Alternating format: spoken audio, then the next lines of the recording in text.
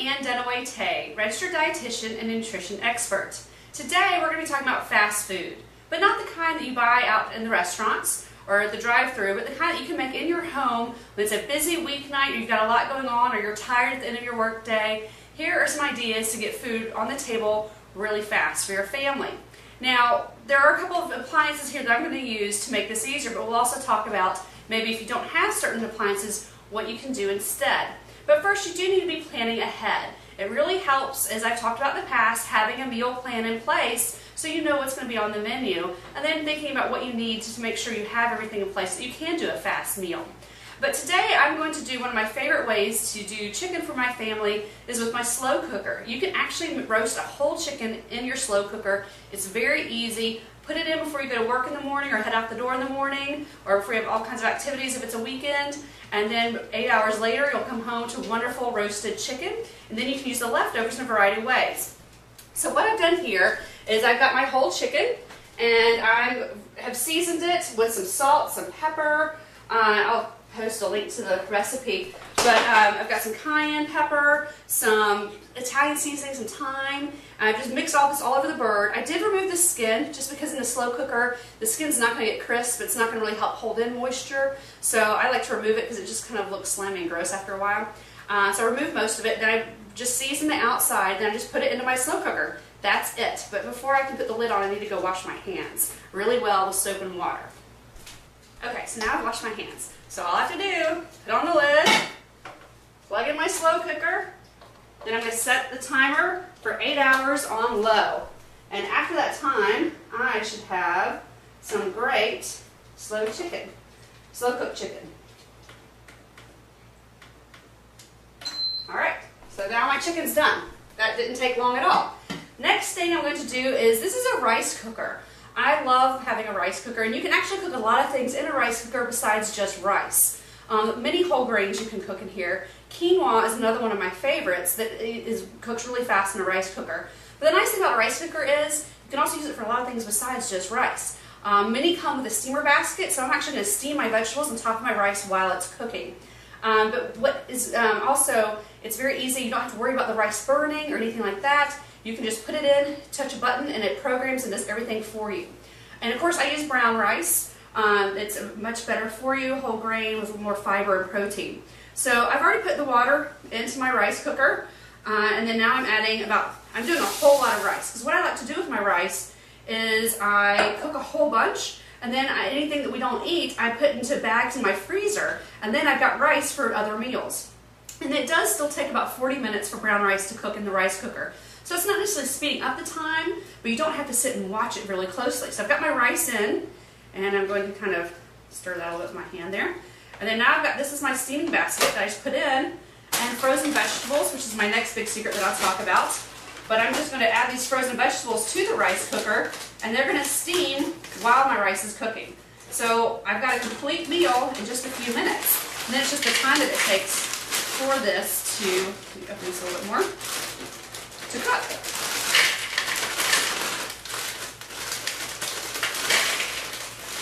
There we go. That should do it. I don't want to overload it too much. So again, shut the lid, I plug it in, and then all I have to do is hit start. And again, it'll take about 40 minutes. So now frozen vegetables. Frozen vegetables are really great. They work in a pinch. You don't have to do any prep work. You can just steam them, you can saute them, and you can steam them, whether it's in the microwave, you can use a rice cooker, or you can just use a steamer on the stove.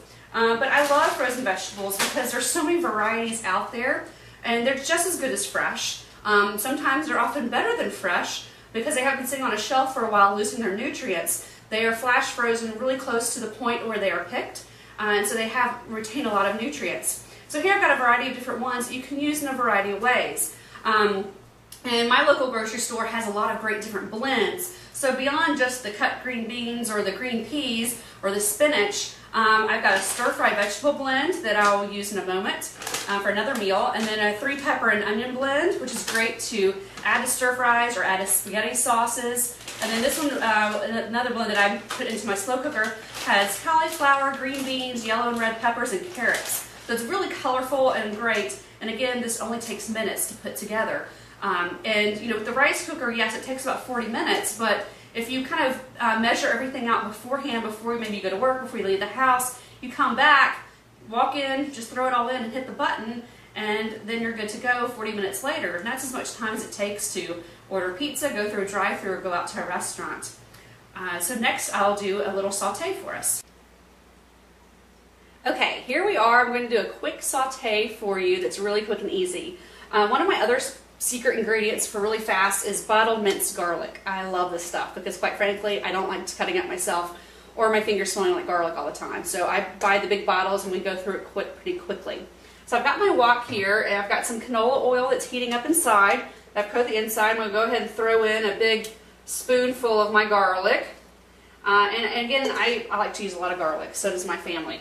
So we do that. And then I'm going to kind of let that, you know, kind of cook for just a minute as it cooks. And then I'm going to be adding some, this is called tempeh. It's similar to tofu, but it's like a fermented soybean. So it's got a little more texture to it than tofu and a little more flavor. And it's usually made with some grains like barley. And so and it's a great substitute. It takes on the flavors of what you cook it with. Of course, tofu is a great substitute, or you can also have any kind of meat you want. But this cooks really fast, and it's just really easy. It's a great protein source, iron source, and calcium source as well. So now I've got my garlic cooking. I'm just going to throw this in, and I just kind of stir fry it and let it all move around here for a few minutes.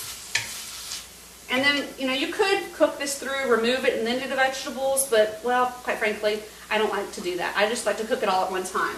So I might let this brown a little bit and kind of cook for just a few minutes. And then I'm going to add in my vegetables. And then I'm going to add in my flavorings. Today I'm going to do a little bit of soy sauce, which I use the less sodium soy sauce. Then I'll add some white pepper, as well as a little bit of Chinese spice powder. And then at the end I'll top it off with a little bit of sesame oil. Now you could certainly add some chili garlic oil or something like that to give it more flavor. Oyster sauce is another one that you could also use to give it flavor. Or if you're going to do, you know, maybe something completely different, you could add a little curry powder to it as well.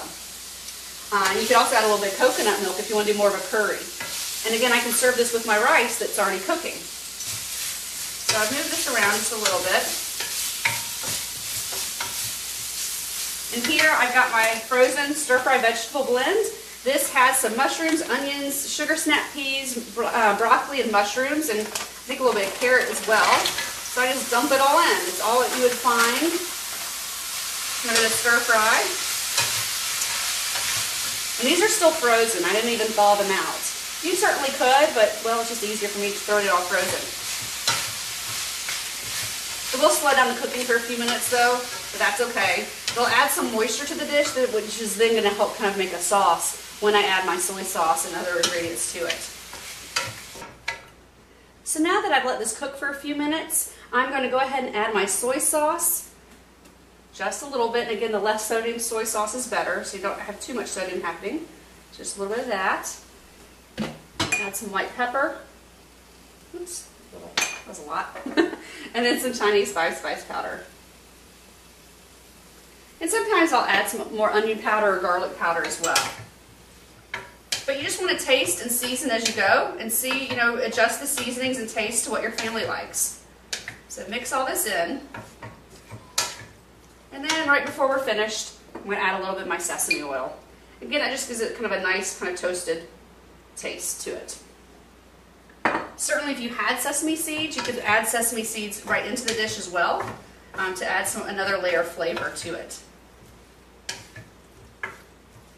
And that's it. That's your quick, easy stir fry. And then you have your rice that we cooked earlier in the rice cooker, or maybe you have some extras in the freezer that you could then heat up and then serve with your stir fry, and that doesn't take any time at all. Very quick and easy. Thank you for joining me today.